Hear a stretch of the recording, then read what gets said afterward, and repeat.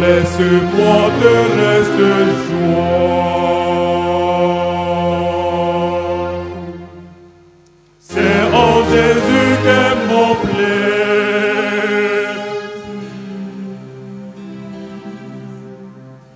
Il m'a tiré des sombres.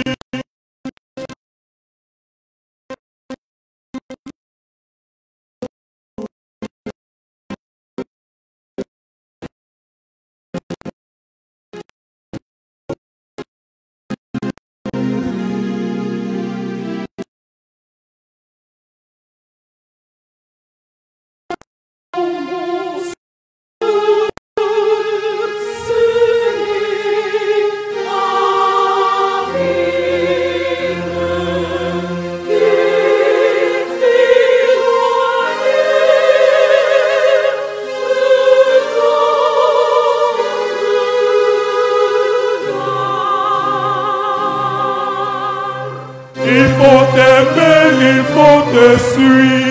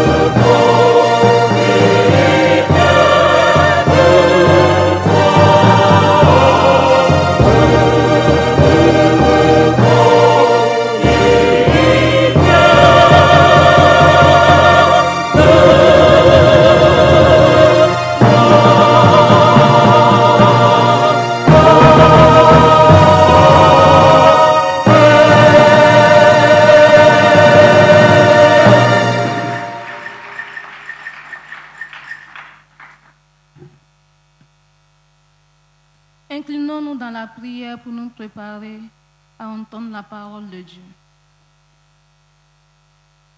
Seigneur, ta parole s'ouvre à nous.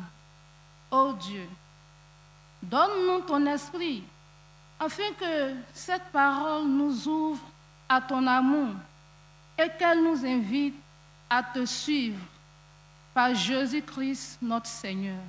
Amen. Lecture de l'Ancien Testament tirée de la prophétie d'Ésaïe, le chapitre 56, du verset 1 au verset 8. Ésaïe 56, 1 à 8. Là, il est écrit: Ainsi parle l'Éternel. Observez ce qui est droit et pratiquez ce qui est juste. Car mon salut ne tardera pas à venir et ma justice à se manifester. Heureux l'homme qui fait cela, et le Fils de l'homme qui y demeure ferme, gardant le sabbat pour ne point le profaner, en veillant sur sa main pour ne commettre aucun mal. Que l'étranger qui s'attache à l'Éternel ne dise pas: l'Éternel me séparera de son peuple. Et que l'eunuque ne dise pas: voici, je suis un arbre sec. Car ainsi parle l'Éternel aux eunuques qui garderont mes sabbats, qui choisiront ce qui est agréable et qui persévéreront dans mon alliance. Je donnerai dans ma maison et dans mes murs une place et un nom préférable à des fils et à des filles. Je leur donnerai au nom de l'Éternel. Je leur donnerai un nom éternel qui ne périra pas.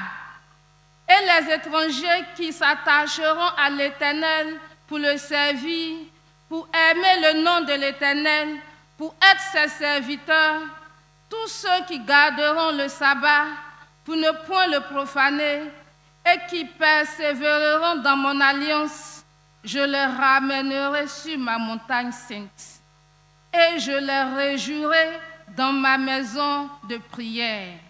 Leurs holocaustes et leurs sacrifices seront agréés sur mon autel.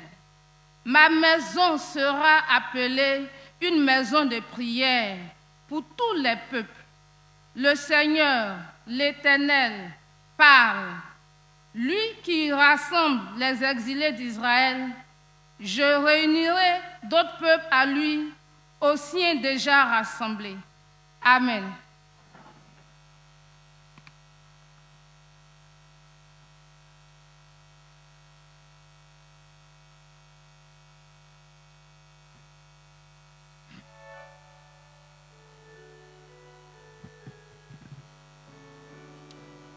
Lecture du Nouveau Testament tirée de l'épître de Paul aux Romains en son chapitre 10, versets 1 à 4. Romains, chapitre 10, le verset 1 à 4. Frères, le vœu de mon cœur et ma prière à Dieu pour eux, c'est qu'ils soient sauvés. Je leur rends le témoignage qu'ils ont du zèle pour Dieu, mais sans intelligence, ne connaissant pas la justice de Dieu et cherchant à établir leur propre justice, ils ne se sont pas soumis à la justice de Dieu. Car Christ est la fin de la loi pour la justification de tous ceux qui croient. Amen.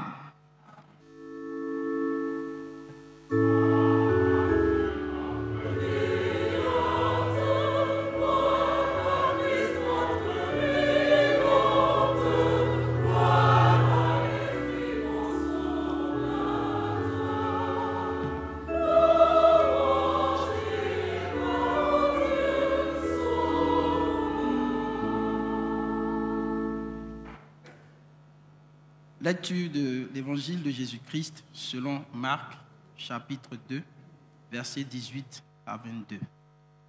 Marc, chapitre 2, versets 18 à 22. Les disciples de Jean et les pharisiens jeûnaient.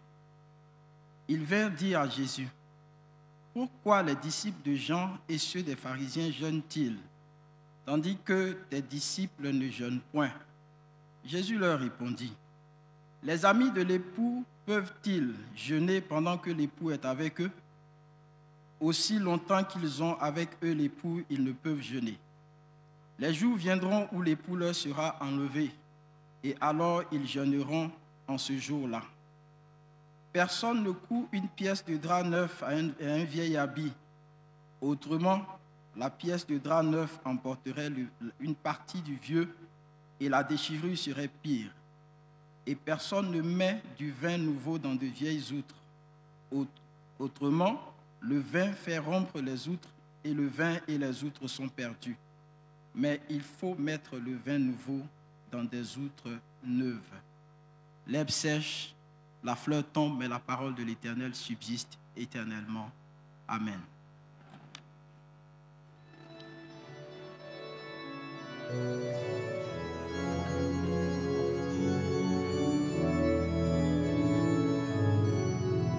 Amen, alléluia, alléluia, amen, alléluia, amen, alléluia, alléluia,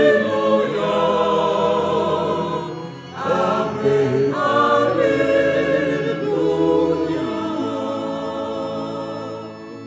Qu'il fait bon dans ta maison. Tel est le titre du Gloire à Dieu que je vous invite à chanter, le Gloire à Dieu numéro 779.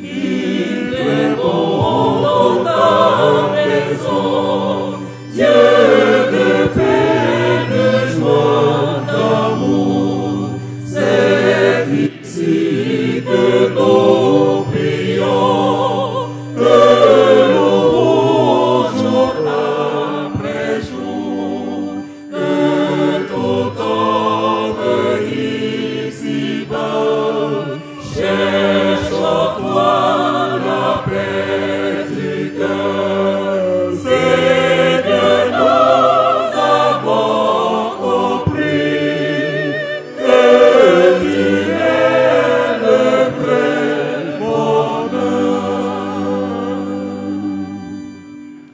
La nature tout entière à toi rend tout son hommage. L'âme en paix à son image.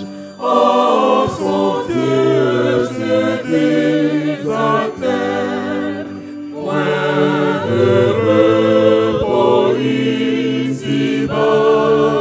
Ils viennent de la croix, après avoir tant souffert. On est béni par la foi.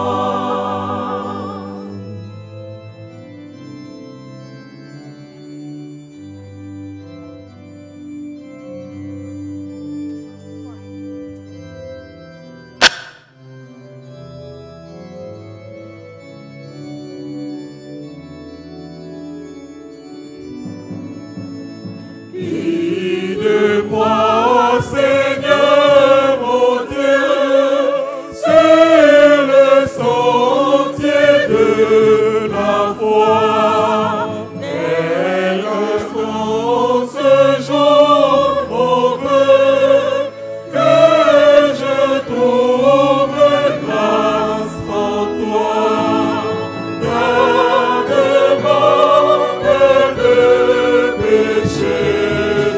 De tomber, de t'offenser. Oh, toi j'ai mon espoir.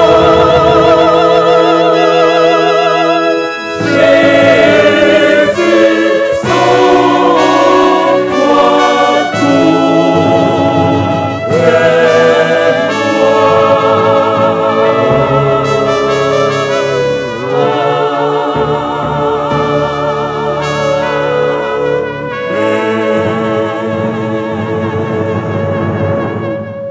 Merci, veuillez vous asseoir et prions le Seigneur. Il n'y a pas, Seigneur Dieu, plus grande joie que celle d'être en communion avec toi et d'aller en profondeur dans ta sainte parole. Car l'Éternel Dieu, en allant dans les eaux profondes, nous y revenons avec des perles, des bijoux, de l'or, du diamant, pour notre vie de tous les jours. Gloire à toi de nous y conduire au nom de ton Fils Jésus-Christ. Amen. Frères et sœurs, c'est pour moi une joie de vous retrouver. Et en votre nom, je voudrais dire à notre révérend pasteur Lebeau que nous sommes heureux de le retrouver après leur voyage aux États-Unis. Nous pouvons acclamer le Seigneur pour ce beau voyage qu'ils ont effectué. Et j'ai été ébloui par l'introduction de ce culte, la langue. Il est revenu des États-Unis avec de grandes choses, la langue. Mais ce matin, c'est quelque chose d'extraordinaire. Mon frère Théodore est revenu avec force. La photo, le cliché, le réactif et la pellicule. Bravo Théodore. Et moi, je viens avec le jeûne ce matin. Le jeûne. Auparavant, il faut savoir que dans les livres d'Ésaïe, Dieu demande qu'on pratique le droit et la justice. Et ceux qui agissent ainsi, en respectant le sabbat, ceux-là seront dans la maison de l'Éternel. Premier texte. Deuxième texte. Paul dit, il est indispensable de connaître la justice de Dieu pour être sauvé. Et, chose plus profonde encore, Christ est la fin de la loi. J'avoue que quand j'ai lu ça, au premier coup, je n'ai pas compris. Mais c'est en préparant le sermon que j'ai compris. Christ est la fin de la loi. Et dans l'évangile de Marc, les pharisiens et les disciples de Jean jeûnaient. Les disciples de Jésus ne jeûnaient pas. Alors, les pharisiens disent, mais Seigneur, les autres jeûnent, mais tes disciples ne jeûnent pas. Et Jésus leur dit, quand l'époux est là, les amis de l'époux n'ont pas besoin de jeûner. Une phrase qui est très forte. Là aussi, ça m'a bousculé un peu. Mais après, j'ai compris. Alors, je vais essayer de partager avec vous ce que j'ai compris. Si je ne dis pas tout, d'ailleurs, je ne peux pas tout dire, vous allez à la maison continuer la réflexion. Mais quel est le contexte de ce que Jésus a dit? Souvenez-vous, dès que Jésus a commencé à travailler, c'est-à-dire à commencer son ministère, quand il dit une chose, les pharisiens disent le contraire. Quand il pose le pas à droite, les pharisiens sont à gauche. Les palabres, ce n'est pas de maintenant, c'est depuis le moment où il a commencé. Et avant d'arriver à ces problèmes de jeûne, Jésus a guéri un paralytique qu'on a fait monter par le toit. Et quand il a vu le paralytique, il a dit, mon petit, tu veux quoi? Le petit dit, c'est la guérison que je cherche. Il dit d'ailleurs, tes parents ont tout fait pour que tu passes par le toit et que tu descendes là où je suis. Tu es guéri, lève-toi et vas-y. D'ailleurs, tes péchés te sont pardonnés. Alors là, pourquoi il dit que ses péchés sont pardonnés? Les pharisiens ont commencé, l'une des palabres avec Jésus. Pourquoi Jésus peut-il se permettre de dire que les péchés sont pardonnés? Donc déjà, ils étaient en palabre. En plus, on vient ajouter le problème du jeûne. Pendant que tout le monde jeûne, ses disciples ne jeûnent pas. Première question de ce matin. Le jeûne, c'est quoi? C'est quoi le jeûne? Deuxième question. Mais où ça se passe? Est-ce que c'est une affaire de ventre seulement ou bien il y a une autre forme de jeûne? Première question, nous allons trouver la réponse. Le jeûne, c'est la privation. C'est-à-dire, je peux décider du matin jusqu'au soir, je ne mange pas. Je jeûne. C'est ça le jeûne, la privation. Parce que j'ai l'habitude. Voici le mot-clé. J'ai l'habitude. Quand je commence à jeûner, mon habitude là, je laisse tomber. Jeûne. D'ailleurs, dans les religions, c'est depuis le XIIIe siècle avant Jésus-Christ que les Égyptiens ont commencé à pratiquer le jeûne dans la religion. Quand on va plus loin, on trouvera certainement. Mais historiquement, c'est 13 siècles avant le christianisme, les Égyptiens jeûnaient dans la pratique religieuse. Nos frères musulmans jeûnent aussi, c'est le ramadan, pendant 30 jours, selon les calendriers lunaires. Les bouddhistes, eux aussi, jeûnent. Les hindouistes, eux aussi, jeûnent. Les juifs, eux aussi, jeûnent. Et il y a un jour particulier, Yom Kippour. Le Yom Kippour, c'est-à-dire le jour du grand pardon. C'est-à-dire ce jour-là. Et c'est en ce moment que le grand rabbin rentre dans le Saint des Saints et lit les livres, et déroule le parchemin qu'on n'ouvre qu'une seule fois dans l'année. C'est un grand jour. Donc, les Juifs, eux aussi, jeûnent. Les chrétiens jeûnent aussi. Nos frères catholiques, 40 jours. Les méthodistes, beaucoup de jours. Beaucoup de jours. Mais on ne sait pas quel jour. Notamment le vendredi saint. Mais depuis un moment, on commence à jeûner depuis le lundi, toute la semaine sainte, on jeûne. Mais ce qui est extraordinaire chez les méthodistes, on doit jeûner en permanence. C'est ce que l'Église, de façon subtile, nous enseigne. C'est pourquoi, ce matin, nous allons voir comment ça se passe le jeûne. Comment ça se passe? Le jeûne. D'abord, je vous ai dit, c'est quoi le jeûne? Ensuite, quels sont les jeûnes qu'on fait? Je réponds d'abord à la question de savoir comment se passe le jeûne. Le jeûne de la nourriture, quand j'arrête de manger, dans mon corps, mon organisme torture. Mais pourquoi tu as arrêté de manger? Moi, je suis habitué à travailler. C'est mon organisme qui me parle. Si vous voulez essayer demain essayez. Arrêtez de manger à 6h, midi, le soir à 19h. Tout ce qu'on vous dit, ça va vous énerver. Parce que l'organisme est fâché. L'organisme est fâché parce qu'on le prive de nourriture. Il a l'habitude de travailler. Mais pourquoi vous arrêtez de me faire travailler?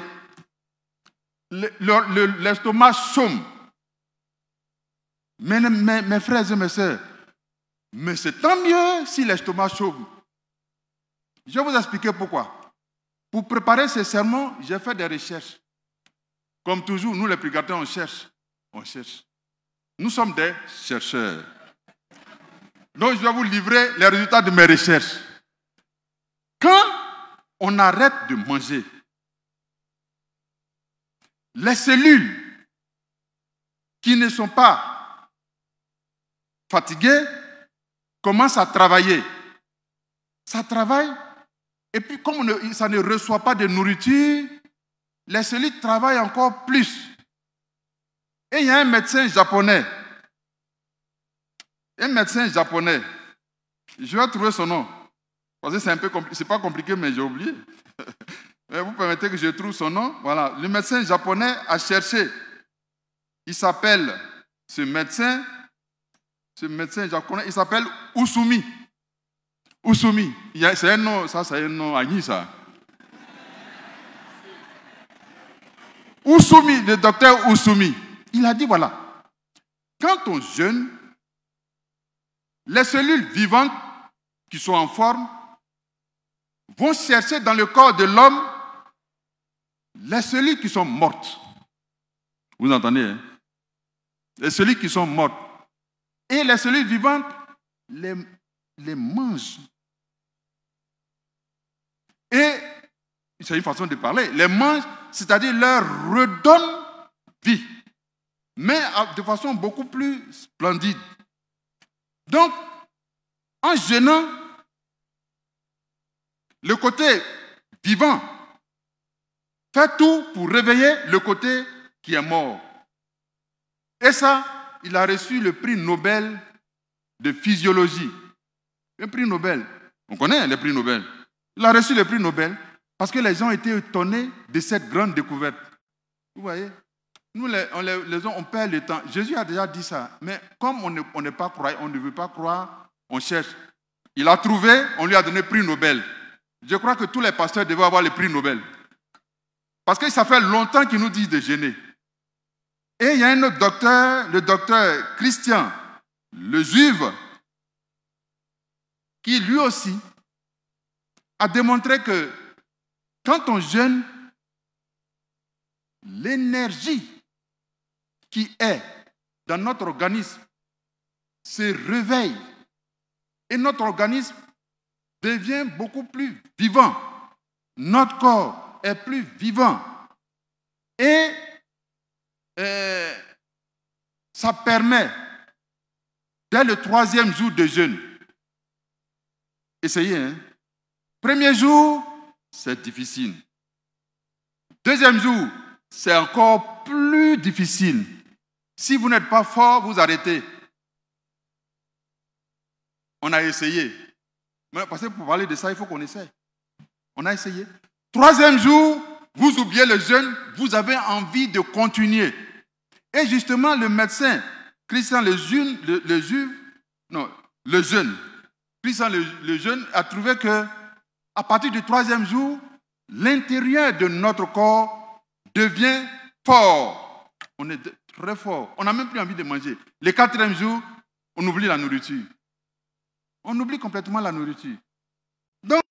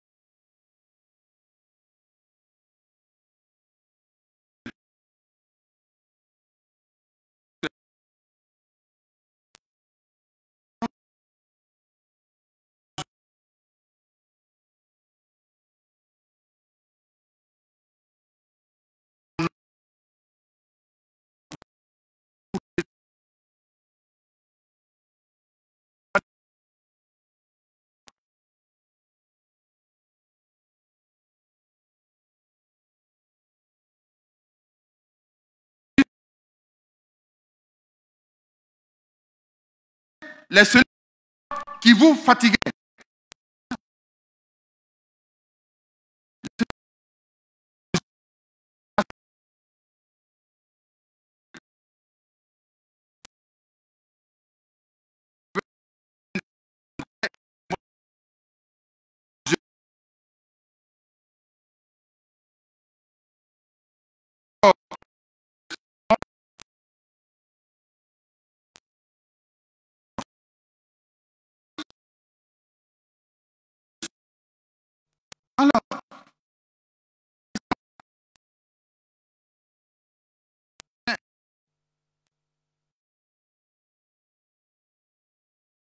D'ailleurs, Gandhi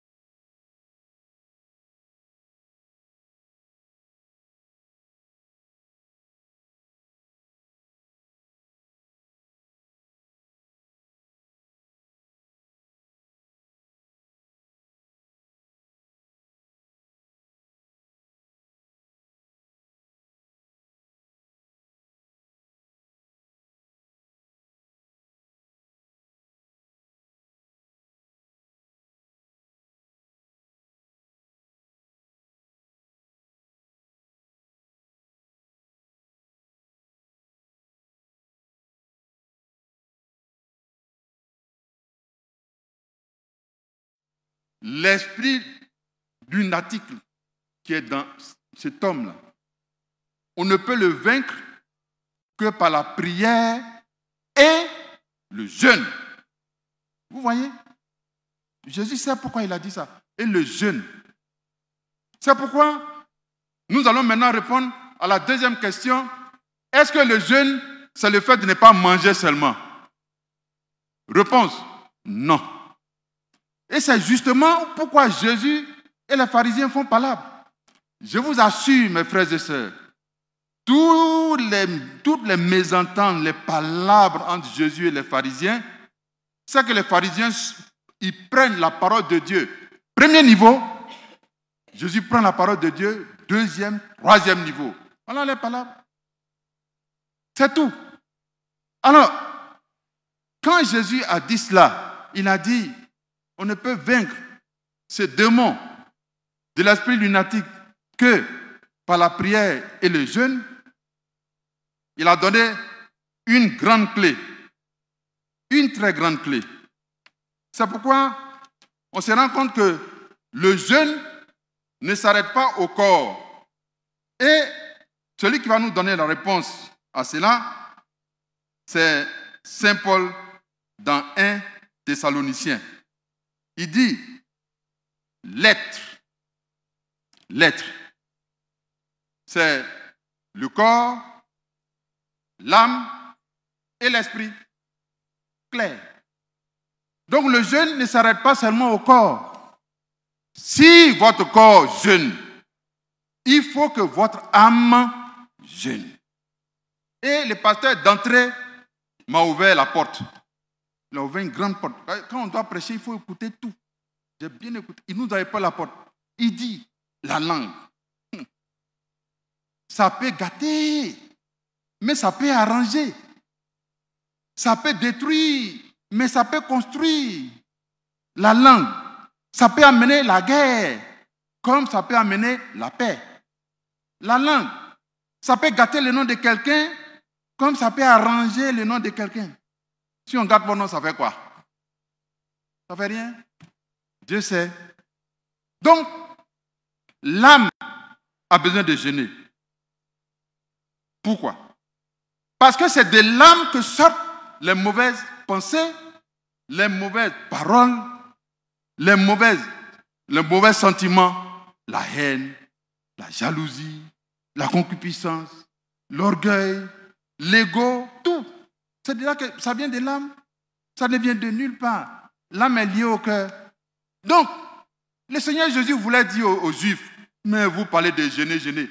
Si c'est pour ne pas mettre de la tchéquère ou du foutu dans votre ventre, mais ça tout le monde peut faire. Tout le monde peut faire. Mais si on doit jeûner dans l'âme, si l'âme doit jeûner, c'est-à-dire si on doit arrêter d'insulter, de calomnier, si on doit arrêter de haïr, si on doit arrêter de chercher des palabres inutiles, si on doit arrêter de diviser, ça, c'est un jeûne compliqué. Parce que l'homme ne veut pas qu'on touche à ce qui est caché dans lui. Il n'aime pas ça du tout. Mais justement, le Seigneur Jésus nous dit, là-bas, là aussi, Il faut jeûner. Il faut jeûner.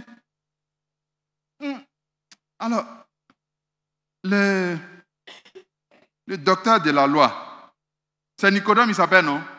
C'est Nicodème. Ah, Nicodème. Je commençais à oublier son nom. Nicodème. Il dit, Seigneur, mais comment on peut rentrer dans le royaume de Dieu? Il dit, ah, mon ami, il faut observer. Hein? Toi, tu es docteur de la loi, tu ne connais pas? Il dit, mais je connais. Il dit, mais non. La clé, il faut renaître de nouveau. Donc, comme Nicodème est resté au premier degré, il dit, mais moi, un grand comme ça, sa question aussi est un peu bizarre. Hein? Entre nous, c'est un peu bizarre. Moi, un grand, comment je peux rentrer dans le ventre de ma mère? Je lui dis, mais non, mon ami, tu n'as rien compris. Il faut aller jeûner. C'est le jeûne. Tu jeûnes, tu changes. Vous savez que dans les cellules, ce que nous avons expliqué en premier, les cellules vivantes mangent les cellules mortes. C'est-à-dire qu'il y a une transformation.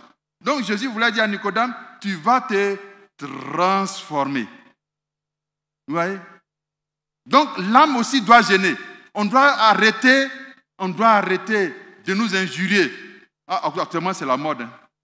Si vous prenez les réseaux sociaux, on insulte. C'est la mode. Vous allez dans les journaux, on insulte. C'est la mode. Quand est-ce qu'on va arrêter tout ça? On est en train de vendre nos âmes au diable. Le diable, il aime ça. Quand il y a des palabres quelque part, ah non, il est content. Il dit, mais voilà, j'ai eu des adeptes. Mais si nous jeûnons dans notre âme, il n'y aura plus d'adeptes. Mais ce n'est pas tout. Troisième jeûne, le jeûne de l'esprit. Non, le jeûne de l'esprit en esprit. Ce n'est pas pareil. Hein? Donc, la phrase c'est le jeûne de l'esprit en esprit. Ça, c'est encore plus compliqué. Je vais vous donner quelques exemples. Dieu a demandé à Abraham, tu vas sacrifier ton fils unique que je viens de te donner, Isaac. Abraham dit, ça là c'est fort, hein? Donc, son esprit s'est accroché à Isaac. Mais Dieu a dit, tu vas me le donner. Et rapidement, Abraham s'est transformé. Il a dit, Seigneur, je te le donne. Il allait avec son fils sur l'autel. Et cette phrase-là, quand je lis, ça me bouleverse. Le fils, il demande à papa, mais papa, tu dis qu'on va faire le sacrifice, mais où est le mouton? Abraham dit, le Seigneur pourvoira. Il a fait le jeûne de son doute. Il dit, le Seigneur pourvoira. Il a fait un jeûne en esprit. Il n'a pas un jeûne de l'esprit en esprit. C'est-à-dire que son esprit s'est détaché de l'esprit qui le retient sur la terre. Il s'est décroché et il est allé rejoindre l'Esprit de Dieu et dit, le Seigneur pourvoira. Jéhovah Jireh. Et le Seigneur a pourvu. Premier élément. Ensuite, non, le Seigneur Jésus, comme il avait la nature humaine aussi, dans le jardin de Gethsémane, quand il a senti que l'heure était venue, l'heure était grave, son cœur a flanché, il transpirait de grosses gouttes et les gouttes, c'était des gouttes de sang qui tombaient. Des gouttes de sang. Mais il s'est ressaisi, il a dit, Seigneur, que ta volonté soit faite. Et la volonté de Dieu a été faite et après il a été élevé en gloire. Donc, pour répondre à la deuxième question, en réalité, quand on parle de jeûne, mes frères et sœurs, il y a trois jeûnes. Le jeûne du corps, le jeûne de l'âme et le jeûne de l'esprit. Voici la clé. Or, Jésus n'a pas eu le temps d'expliquer cela aux pharisiens et les pharisiens ont commencé à le menacer déjà. Donc, le vrai jeûne dans tout ça, c'est quoi? Et c'est Paul qui nous apporte la réponse. Paul dit, quand Jésus quand le Christ est venu, la loi s'est éteinte. Il n'y a plus de loi. Christ est la loi. C'est pourquoi Jésus dit, il dit aux pharisiens, mais pourquoi vous voulez que mes disciples jeûnent? Je suis là. Et Paul dit, il est là, parce que quand il est là, la loi n'existe plus. C'est lui la loi. Voilà. Donc le vrai jeûne, mes frères et sœurs, c'est de chercher Jésus-Christ. De le chercher avec persévérance. De le chercher avec amour. De le chercher. Parce qu'il faut qu'un jour on explique ce que c'est que Jésus-Christ. Il faut aller en profondeur. Quand on va en profondeur, qu'on revient en surface, les choses deviennent beaucoup plus simples. C'est quand on reste en superficie comme les pharisiens que ça devient compliqué. Il dit, le vrai jeûne, c'est de chercher Jésus-Christ. C'est pourquoi Ésaïe a dit, ceux qui ne vont pas profaner le sabbat et qui vont rencontrer l'Esprit de Dieu seront dans le royaume de Dieu. Vous voyez? Au royaume de Dieu. Paul aussi a dit, ceux qui pratiquent la droiture et la justice, ils seront en Christ, royaume de Dieu. Car quand Christ est là, la loi s'éteint. Du moins, la loi prend une autre dimension. C'est une question de dimension. Donc, on doit savoir que le vrai jeûne, c'est de chercher Jésus-Christ. Si on n'a pas mangé pendant 20 jours, qu'on a gardé son caractère de palabreur, de mélangeur des hommes et de palabreur dans la société, on rentre dans l'église, on mélange l'église, on va dans la famille, on mélange la famille, on rentre dans le pays, on mélange le pays, on peut jeûner 1000 fois, 0. Ça, ce n'est pas un jeûne. On fait un jeûne pour l'adversaire, c'est-à-dire l'ennemi de Dieu. Mais le vrai jeûne du chrétien, c'est de s'accrocher à Jésus-Christ. Et le Seigneur dit, ouais, on ne met pas du vin nouveau dans le vieil outre. Ça encore, c'est une affaire. Hein? Mais je vais prendre quelques exemples pour ne pas trop vous retenir. Excusez-moi, hein, je suis presque à la fin, ne vous fâchez pas. C'est comme ça. Quelquefois, on est content d'être devant vous, avec vous. Donc, on peut aller un peu loin, mais ce n'est pas grave. Je vais m'arrêter, mais de bonne manière. On ne met pas du vin nouveau dans de vieilles outres. C'est-à-dire que quand Dieu t'a récupéré, il ne faut pas chercher à aller derrière encore. Ça, c'est pas là que tu cherches. La femme de Lot, on lui a dit, tu t'en vas là.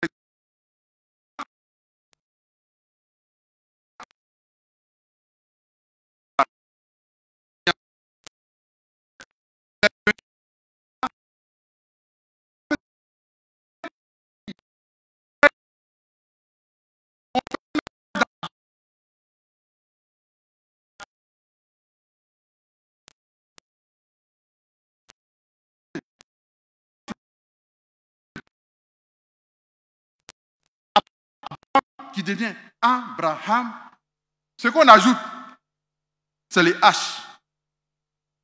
C'est non. On ajoute H. Mais H, c'est quoi? H, c'est quoi? Je ne vous pose pas la question parce que vous ne comprenez pas l'hébreu. Moi non plus, je ne comprends pas l'hébreu. Mais les H manifestent la présence de Dieu dans le vieil homme qui était Abraham. Donc ça devient Abraham. Jacob a lutté avec l'ange. L'ange voulait s'en aller. Jacob dit, il n'y a pas moyen. Tu vas rester ici. Tant que tu ne me bénis pas, tu ne bougeras pas. Il dit, bon, je te bénis. Il a béni. Et puis il dit, d'ailleurs, tu ne t'appelles plus Jacob, mais tu t'appelles Israël. Parce que tu as lutté avec l'ange, tu as montré que tu étais garçon. Donc, tu n'es pas comme un petit garçon faible. Tu as changé de statut. On ne peut plus te remettre dans l'ancien statut.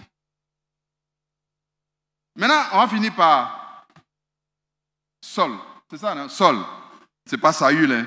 Saül, c'est le roi. Saul. Mais il a tué les chrétiens. Il a bien tué les chrétiens. Il les a bien tués. Jésus était là, il ne disait rien. Il continuait de tuer. Jésus ne disait rien. Un matin, il est allé prendre une permission pour aller à Damas, pour tuer encore les chrétiens. Au milieu de la route, un grand éclair, on dirait même la foudre, le foudroie, il tombe par terre.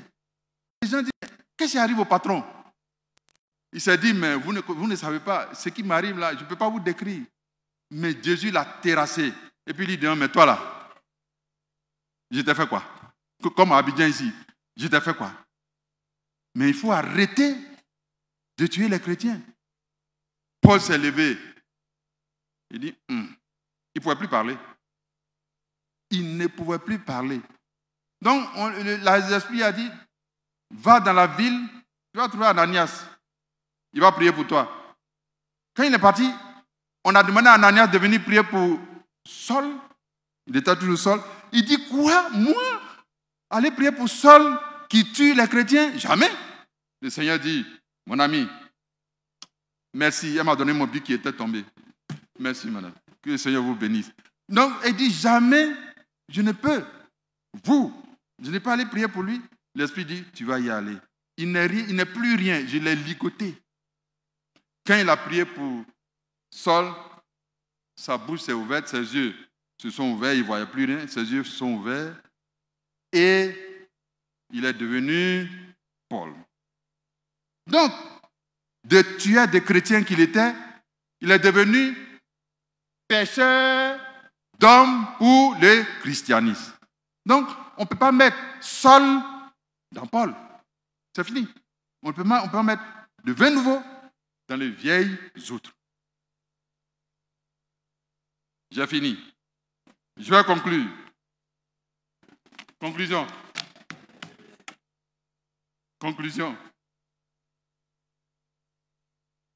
Mais tout ça là, nous on fait quoi ici avec les jeunes?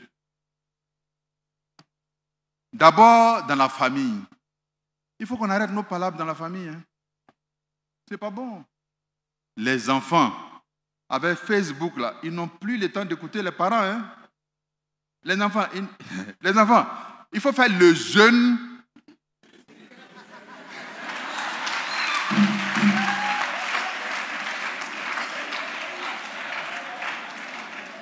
Il faut faire le jeûne des réseaux sociaux. Mais il y a des enfants qui se lèvent à 5 h du matin. Ils vont à Facebook, à Instagram, à ceci, à cela. Et puis après, ils oublient même de prier.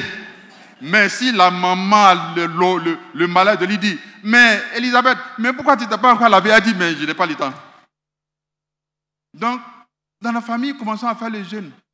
Les enfants, quand on respecte le père et la mère, Dieu n'a pas dit, s'ils sont riches ou s'ils sont pauvres, il dit, respecte le père et la mère. Si ton papa est pauvre, il faut l'aimer.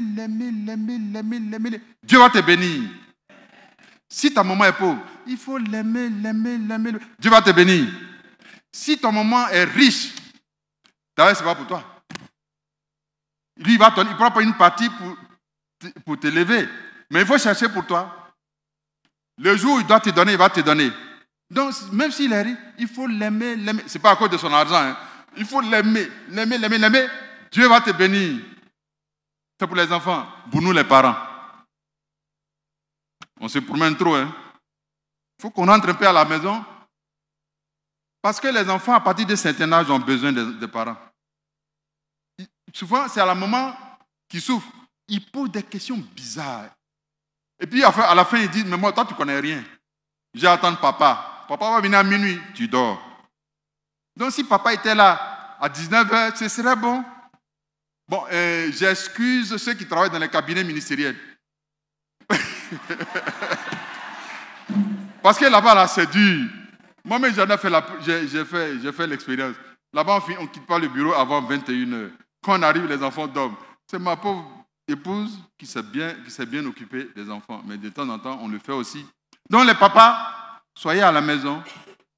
Les mamans, soyez gentils avec les papas. Mais les papas, soyez gentils avec les mamans. Bientôt, c'est la journée des femmes. On va leur faire une fête ici.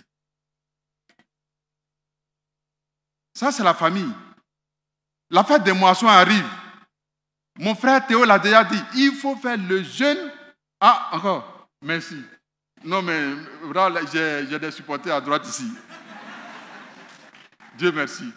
La fête des moissons arrive. Il faut faire le jeûne de l'avarice. On dit, bon, les hommes, l'année dernière, on a donné comment? On a donné 1 million, 2 millions. Cette année, qu'est-ce qu'on va faire? Donc, on se met en compte. On compte. J'ai déjà donné 100 000. C'est beaucoup. Mais pourquoi j'ajoute encore? Si tu es avare, si tu ne fais pas le jeûne de l'avarice, Dieu donne à celui qui lui donne. Tu donnes beaucoup, il ouvre les écluses du ciel et puis ça tombe. Tu ne peux même pas compter. Il faut essayer l'expérience du don. Le don, hein. Je n'ai pas dit offrande encore. Don. C'est le don, c'est-à-dire ce qu'on a décidé d'apporter. Ça devient offrande quand on donne avec le cœur. Voilà, Théo, c'est ça, non? Quand on donne avec le cœur, ça devient offrande. Donc l'offrande, c'est ce qu'on donne avec bon cœur. C'est ce qu'on donne avec bon cœur. Donc il y a don dedans. Ouais? Donc la fête des moissons arrive. Il faut qu'on soit joyeux de donner. On ne sera jamais pauvre. Jamais. Jamais. Si on donne, on sera toujours riche. Regardez les jubilés. Regardez les jubilés. C'est extraordinaire, les jubilés. Moi, quelquefois, je m'émerveille. Je ne vais pas trop vous retenir. Je m'émerveille. On a fait des fêtes de moisson, on était à 50 millions. Un jour, on a dit, non, ici, là, ce n'est pas 50 millions. C'est 140 millions. On a fait 140. On dit, non, ce n'est pas beaucoup. C'est 200 millions. On a fait 200 millions. On dit, non, ce n'est pas beaucoup. 250 millions. Mais cette année, il ne faut pas vous arrêter à 250 millions vous aussi. Qu'est-ce qu'il y a? Il faut changer. Il faut faire le jeûne de l'avarice. Dieu connaît les 250 millions. Maintenant, il attend autre chose. Il attend la pellicule, il attend les négatifs, il attend les réactifs, le développement et tout. Dieu attend. Il connaît déjà 50 millions déjà. Il connaît. Passons à autre chose. Si on fait le jeûne de l'avarice, ou bien le jeûne, il faut faire le jeûne de l'autosatisfaction. On a donné 250 millions, c'est beaucoup, hein? Ah non, pourquoi on a donné encore plus? Danger. Si on dit ça, danger. Vous voyez? Donc mes frères, la fête de moisson arrive. Libérons notre cœur. Donnons. Dieu va arranger. Il va arranger de toutes les façons. Maintenant, je termine. Dans notre pays. Non, je termine vraiment vrai. Vrai de vrai, je termine. Dans notre pays.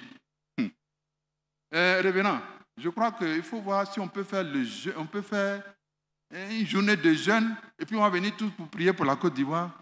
Parce que ce qu'on entend sur les réseaux sociaux. Oh, papa. Hein? Celui-là se lève. Il s'insulte. L'autre se lève. Il insulte encore plus.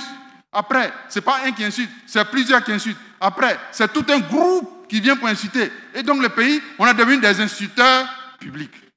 Mais ça, c'est quelle affaire, ça? On est tous devenus des insulteurs publics. Mais quel est ce pays où on ne peut pas s'aimer tranquillement? On ne peut pas s'estimer tranquillement. Mais attendez. J'étais au CSP de Cocody. J'ai fini. Hein. J'étais au CSP de Cocody. Non, pas au CSP. À l'université méthodiste. Il y a eu élection des présidents d'élèves. C'est une jeune fille qui a été élue. Dans son bureau, elle a pris celui qu'elle a battu, elle a mis dans son bureau. Il s'appelle Oupo. J'étais là-bas. Quand on m'a donné la parole, j'ai dit, Ma fille, tu viens de donner une leçon aux hommes politiques en Côte d'Ivoire. Moi, je ne sais pas. Si je gagne une élection, là, pourquoi je ne peux pas travailler avec les autres? Pourquoi? Est-ce que le pays, c'est pour moi seul? Mais pourquoi on ne va pas chercher les meilleurs dans plusieurs camps pour dire, on met celui-là? C'est ce qu'on essaie de faire. Mais dès que tu fais ça, les hommes politiques viennent dire, ah, mais nous on a lutté, pourquoi tu nous laisses, tu vas chercher les gens qui n'ont pas lutté avec ça? Ça commence, par là, devient beaucoup.